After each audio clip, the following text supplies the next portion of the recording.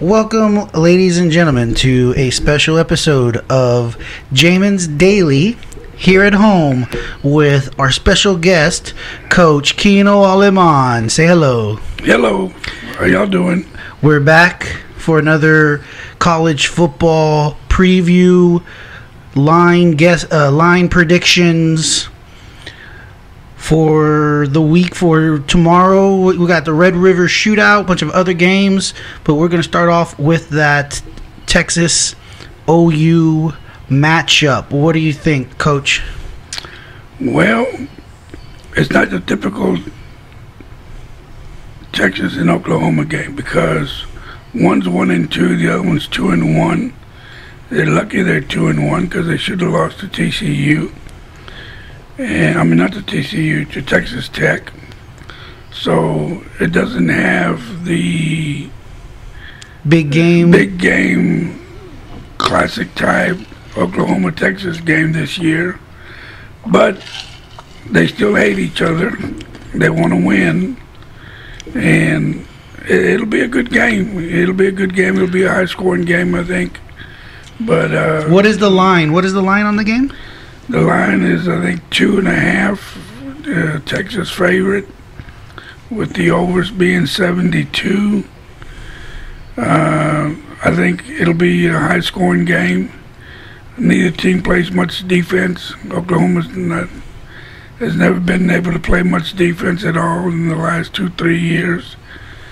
Texas is giving up a lot of points the last two games. Their defense looks terrible. You're right. The thing about OU is, since Lincoln Riley has been there for the last, because when Bob Stoops was there, he was a defensive coach.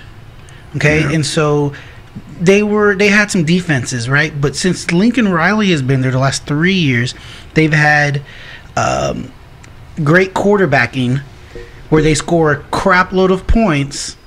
And we've been talking about this, about how if you score 40, 50 points a game, you get comfortable with allowing your opponent to score 28 and 30. And that's just not a good trend. That's not a good thing. Well, it's going to be in the 40s by both teams, I think. Because I don't think they can't stop each other. And so it's going to be a shootout. I think it's going to be a Red River shootout. Overs game. So you're predicting the overs. I believe so. Folks at home, so if you're making your bets, if you're placing your bets, Coach says overs on the OU-TU game. As far as who you want to pick, I'm going to pick Texas just because of the quarterback, Ehlinger. Ehlinger, whatever his name is. Yeah.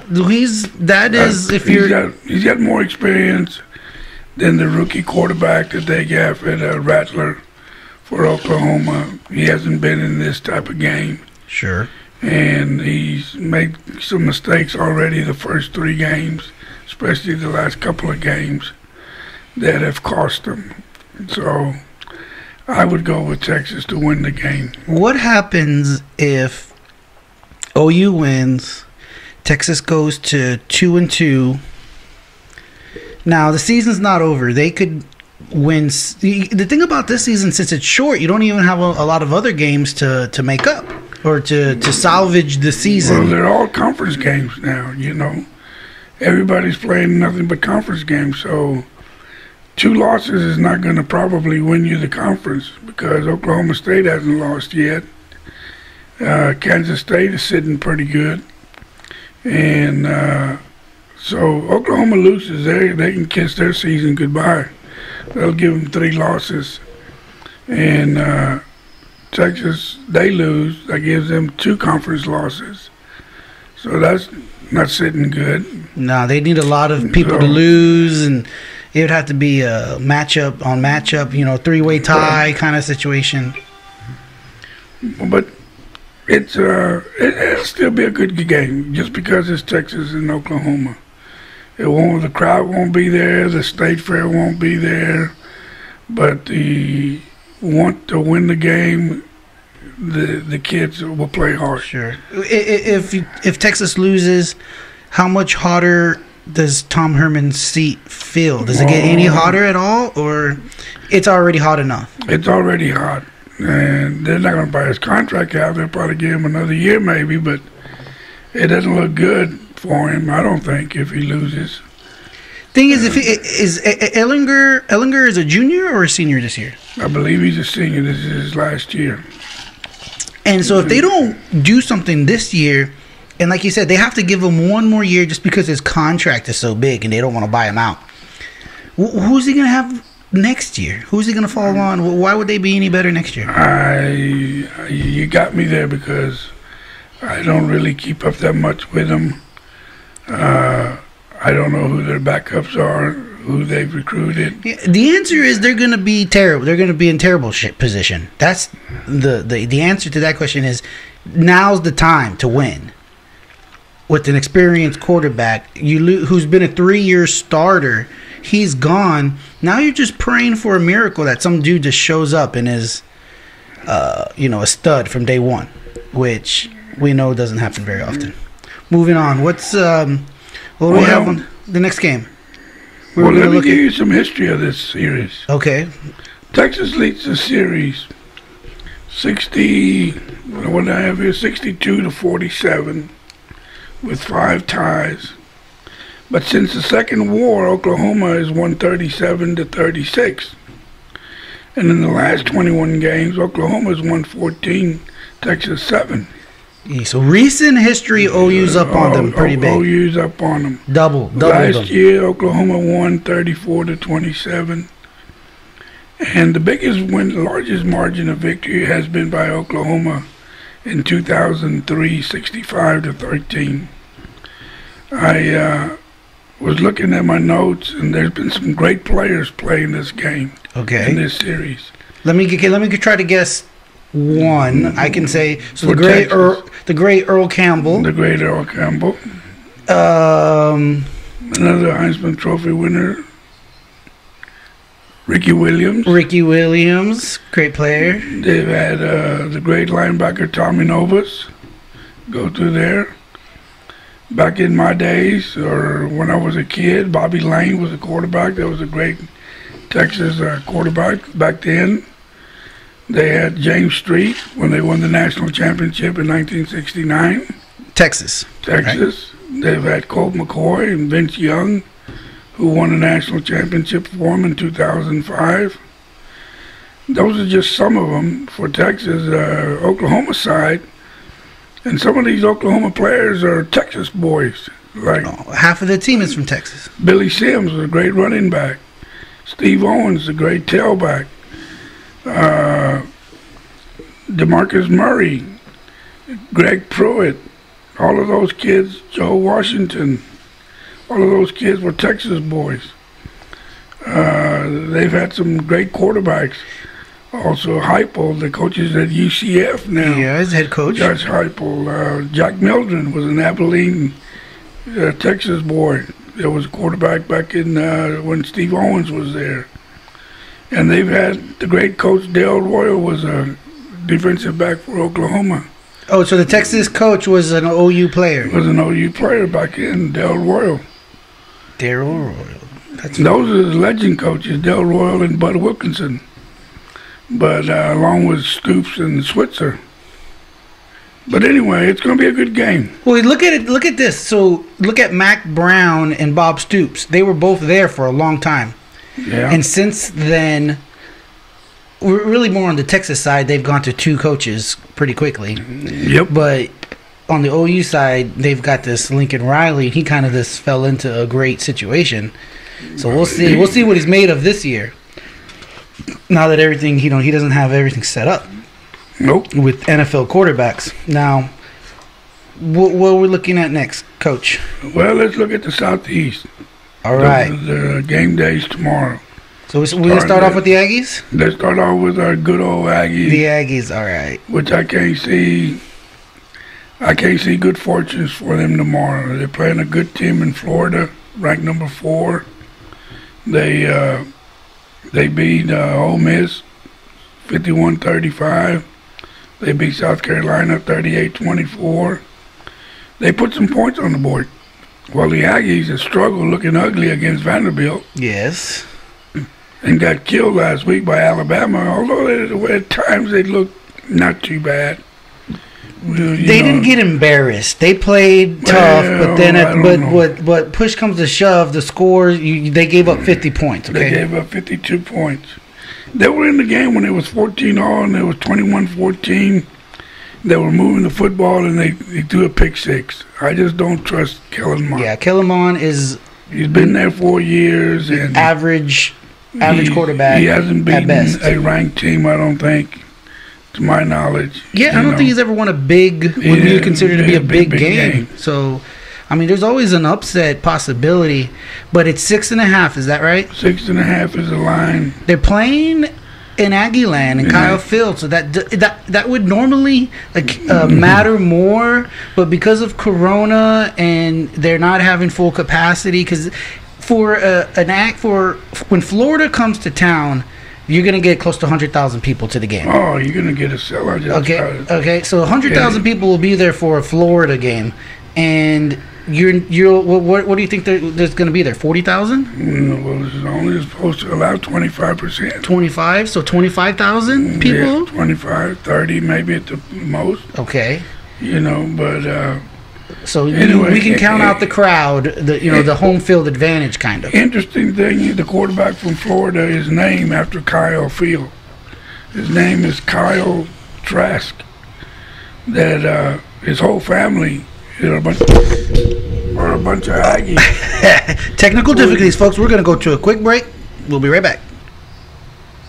All right, we're back, Coach, from the little bit of a technical difficulty there. You were talking about again.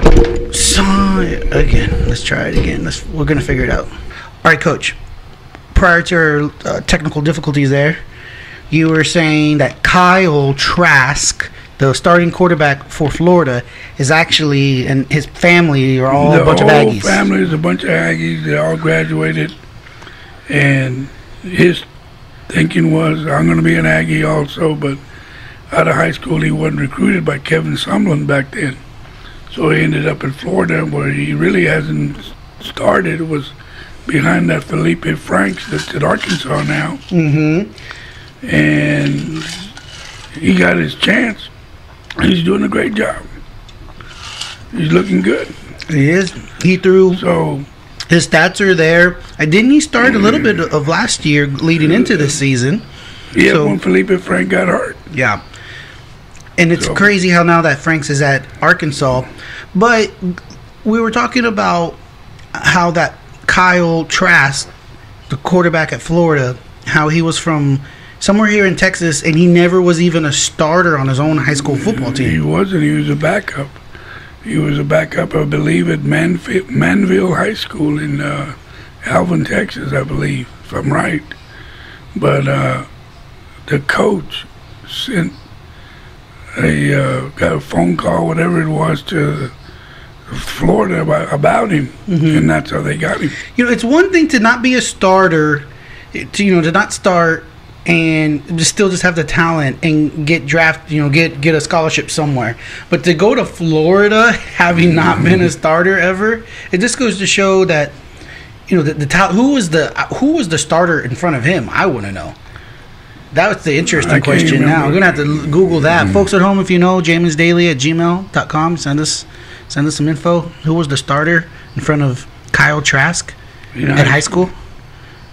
But we're gonna go. So if we bet for purely betting purposes, folks, we're looking at the Gators and giving up the minus 6.5. But my heart is with the Aggies, so I hope we win. I hope I lose this bet. But don't count on it. So South Carolina, we're looking at the South SEC. What other game is Kentucky at home against Mississippi State? I believe they're at home.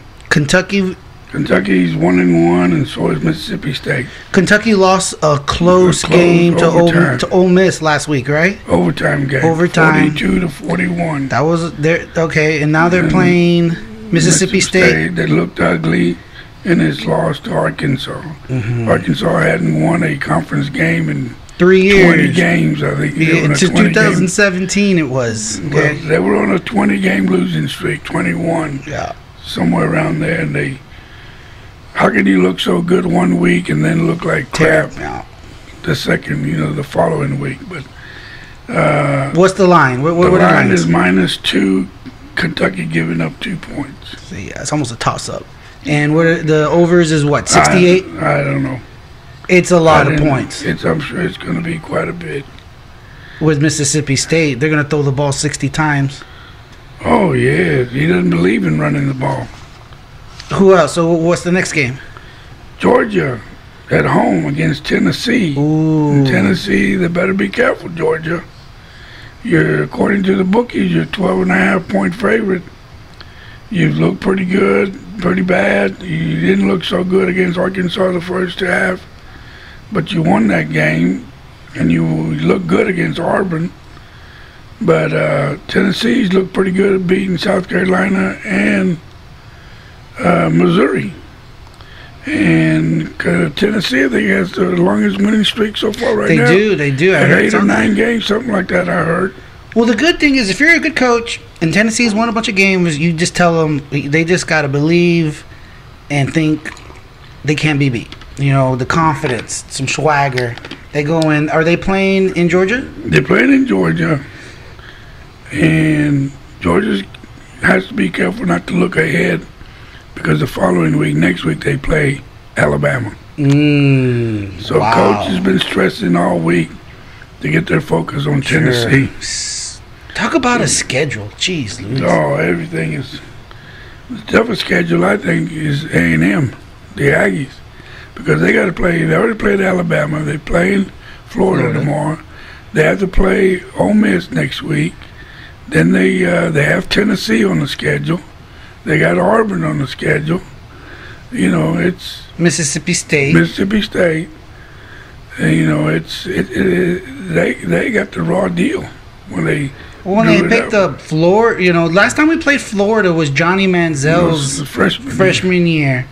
Okay, that first game. Yep. Our very first SEC game, I think it was. I believe it was against Florida, and we should have won that game. We lost, I think, 14-10, and then we won 11 games in a row.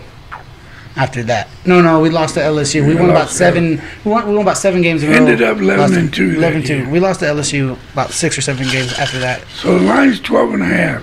I don't know what the overs is. So I just wrote down the points on the line for Georgia. For Georgia, so I think I'm going to go with Georgia because Tennessee they just haven't proven me wrong in many years. Well, Georgia's struggling at quarterback. They don't have an established quarterback. That quarterback that they got from USC, JT Daniels, I think it's JT Daniels. The tall black guy, skinny black guy. No, he's not. I think he's a white kid. They started with the skinny black dude, and then they benched him for this white guy. I thought he was a JUCO transfer. No, the transfers from, I believe, from Southern California. Okay. Daniels. All right. Anyway, next game is Auburn against Arkansas.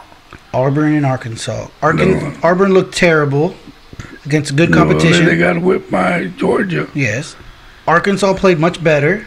Arkansas played a whole lot better. Where are they playing? They play, I believe this game's in Auburn. They lost to Georgia, but they came back and looked real good against Mississippi State, but Mississippi State kind of helped them, Sure. With all the mistakes they made, they couldn't run the ball. They couldn't even make Auburn. So their common opponent. They have a common opponent in Georgia. Yes. They both played Georgia. I think Auburn's going to come back after getting dogged the way they did. I think they are. They're giving up 14 though. But that's a lot. I think they're going. I think Arkansas played above their. Well, they played up last week. It was a home game, and they were waiting for... They're going to have a little bit of a hangover is what you call it. So they won their first conference game in a while. They're feeling good. They're going to come back to reality. Auburn's going to cover. Okay. Let's go to the next game. What's next? Alabama at Ole Miss. Coach against pupil. Against the student. Saban versus Lane Kiffin. Yep, they're already... You know how what's funny about that relationship is, so This is Kiffin's second SEC job where he's coaching against Yep. Saban. And at one point in between, he was on his staff offensive coordinator, wins a national championship. Okay? How weird is that? Pretty weird, but Saban takes them all in. Yeah. If you can help them win. And when you're that successful, all your coaches leave and they have their own success. Yep. Well, whatever the line is, I'm going to take Alabama. The line is... It's like 16. It's high. No, it's high. I think it's 24. It's 24. 24. Híjole. But... You know, I still think you take Alabama. I still think they can cover that. Because I think their defense is going to improve. I don't know what the over is, but it could be an overs game because Mississippi's going to score, I believe. I believe they're going to put up at least 20 points. Okay. And Alabama may put up 42. But then they're not going to cover. I don't know what the over is. Yeah. But... I think you take the overs in that game. Mississippi scored 35 points on Florida. And they put up 42 on Kentucky. Kentucky plays pretty good defense. Yeah. But, you're playing Alabama. Where? In Alabama. No, at Ole Miss. Ole Miss. See, I think they're going to, you know what, maybe you do take Ole Miss. 24 points is a lot. It's hard to, when you're Alabama and you know you should win and you go to an away game like this, there's that one or two games during the season where you don't show up, you don't play your best, but you still win. It's kind of ugly. I think this could be that game.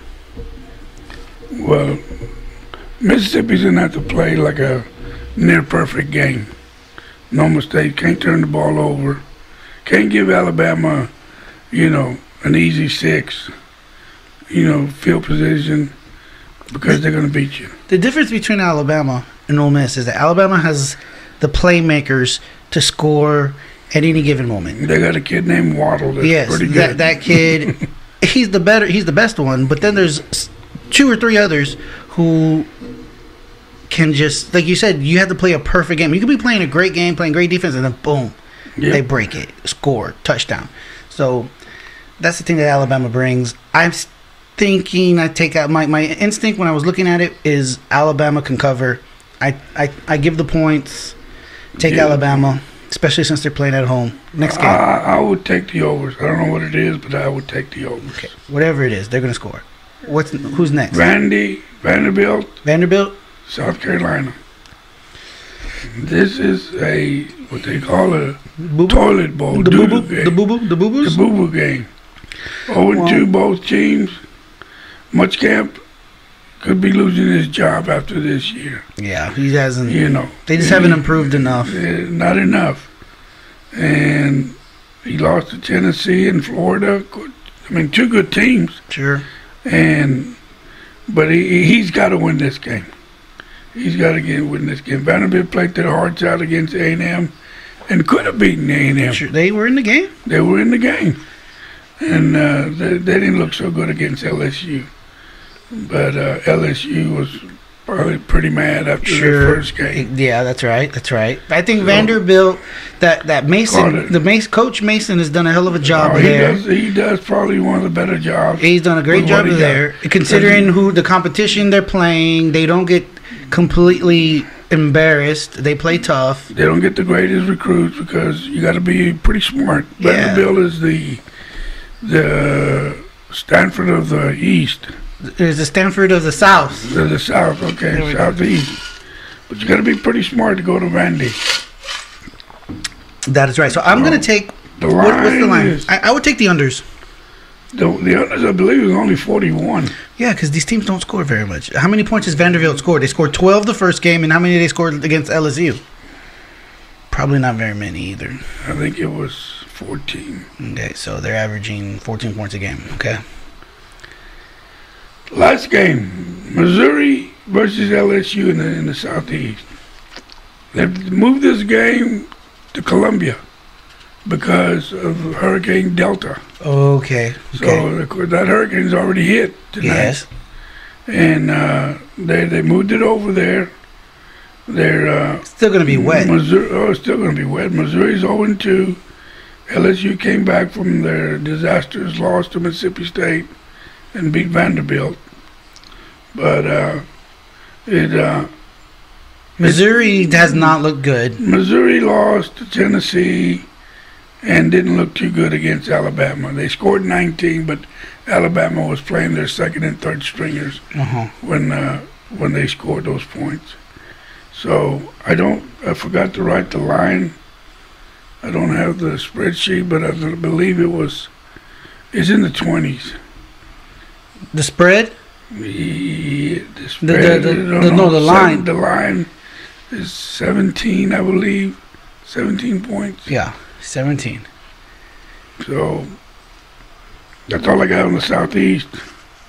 Well, who are you taking on that bet? Oh, if I was betting, I'd take LSU.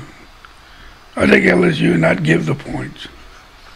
I think LSU is going to be mad about this hurricane situation. They need to take. If I'm coach, I'm telling them, let's take it out. We've been rained on and this and that in his voice and let's take it out on these suckers. Let's take out some of this aggression. Let's take out some of this hurricane aggression on these suckers. Well, they might. That's what they should do. That's what I think they're going to do. Another big game coming up tomorrow night. The Battle of the ACC, Miami at Clemson. This is the college game day, right? College game day? I believe so. I think this is game day.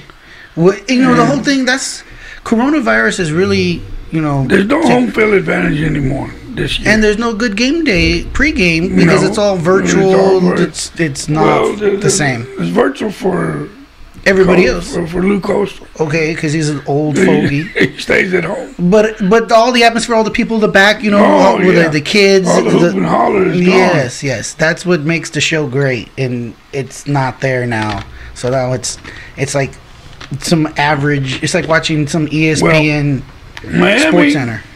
Is that to prove a point that they may be back. They're 3-0. They won. They beat Louisville. I didn't write it down who they beat, but they're 3-0. They're playing Clemson. They had Clemson, who's 3-0. Clemson hadn't really played nobody. They beat Wake Forest, and they beat the Citadel, if you want to call that a football team. And they beat Virginia last week and struggled a little bit against Virginia. I think Clemson they're always going to have this problem where sometimes they play down to their opponent and they don't play up. And so when they play these teams, these average Power 5 teams like your Virginias, they have more talent. I mean, on the roster, they win 9 times out of 10. Or 10 times out of 99 out of 100 times. But you still have to show up and play the game. And I feel like that's Clemson's biggest problem. Like if you coach, like Saban talks about how they start believing the rat poison. They should win. They should always win. They should win. And they start believing in themselves too much, and then they don't put in the effort, and then they lose. Well, Clemson could lose and then win out and then still make it. Well, they would probably, they could. The ACC is not the toughest conference in the land. They've dominated since 2011. Clemson has won 114 games and lost 16. That's a great record. 3 times they've been 14-1. Once they've been 15-0. Yeah. Their worst record was 10-4 in 2011. They got a great quarterback. Yes. They had one before him in Deshaun Watson. So they've been blessed with some great players. But they're playing Miami. They were talking about. Did you hear? I don't hate to throw you off, but there was rumor about Coach. Nah, he's not going to the NFL. What's his name? What's the coach for Clemson's name? Dabo going to Houston Texans because Deshaun was his player, and the thing is they can't pay him enough. They can't pay him enough. I'm sure he learned his lesson from just looking at Nick Saban when he tried to go to Miami and it didn't work out. He's better off staying at Clemson forever. I think he will. If he would, I do think there is a possibility, like 5 to 10 years from now, he could go to Alabama if they paid him right. And he's already done enough there at Clemson, and it's like, okay, that's his alma mater. Well, I'm sure that Alabama, once Nick Saban retires, will go after Dabo Swinney. I'm sure they will. You know, but back to Miami. Miami used to be great in the old days. Yes. Back in the 80s and early 90s? 83 through 93 season, 83 through 93, they were unbeatable. Jimmy Johnson won a national title in 87. That Howard Schellenberger won one in 1983. Dennis Eckerson won one, and two of them in 89 and 91. But since 2017, that was the last time they won 10 games. They haven't won 10 games since then. 3 years, and prior to that, they weren't winning a bunch of games. And between 04 and 17, they were just mediocre. Yeah, that's true. You know, the last time. How many head coaches have they gone through? 3 or 4 head coaches in that time, also. Well, yeah, maybe more. I don't know how many, but the black. What was the Shannon? Shannon was there, right? What was his name? Something Shannon. The black guy, right? Yeah, Shanahan. I think was it Shannon? Shannon. He was there after who? Oh my God! Was it the Butch Davis? But didn't Butch Davis was there at one time? Then Al Golden. That Golden guy was there after Golden. that black. Or no, the Golden guy was there after Shannon. Yes. It was Shannon, then Golden, then Mark Richt, and now Manny Diaz. That's 4 coaches in like 10 years. Yes. It hasn't been very good for Miami. But what do you think? They got a quarterback. Is their luck going to change? Is their luck going to change tomorrow? I don't know if their luck's going to change tomorrow, but I think it's going to be a great game. Yeah, Miami's got a quarterback that transferred from U of H. That King kid. Okay. Yes. He's a good one. He's for real. And where are they playing? In Clemson. Where? In Clemson. At Clemson. Excuse me. Where's Clemson? They call it Death Valley as well, right? They call it Death Valley in Clemson, South Carolina. Clemson, South Carolina. I think Clemson's going to win. Hopefully Miami makes it again. The line is like 14 and a half. I know. And it's because the bookies in Vegas know what they're doing. And it's probably Clemson is likely to win by 20 points. You know, but who knows? You know, who knows? I'm pulling for Diaz. I'm pulling for Manny. I'm pulling for the Miami. You know, I feel bad that you remember when Mac Brown fired his ass because they were terrible on defense. He's a defensive coach. Yeah, well, he landed on his feet. He must be a great interviewer because he stunk it up at UT, gets fired, goes to Mississippi State. Okay, maybe he does maybe does a good enough job there. Then he was the head coach at Florida International or Florida. One of the Florida, either Florida Atlantic or Florida International, one of those. And then he gets this job, right? Or did he go somewhere else, a coordinator somewhere else? I wouldn't know. But okay, well, it's going to be a good game. We'll find out. 7:30's game, I believe. What is that? Our last game? We got any more games? That was the last one, right? That was the last one. All right, Coach Keno Aleman, we want to thank you for joining us on Jamin's Daily. We're gonna have this college football special come to you every once in a while, folks at home. So again, thanks to our special guest, Coach Keno Aleman, and thank you, folks at home, for joining in to Jamin's Daily. Don't forget that this podcast is brought to you by Sage Choice Insurance Agency. You can give us a call at 361-400-2411. Homeowners auto insurance. You can get a quote online by going to quote from Jamin at that's an email. quotefromjamin.com. That's simple. quotefromjamin.com. Get a quick quote online Again, Sage Choice Insurance. Thanks for joining us with Jamin's Daily. I'm Jamin, your host. Stick with us because the best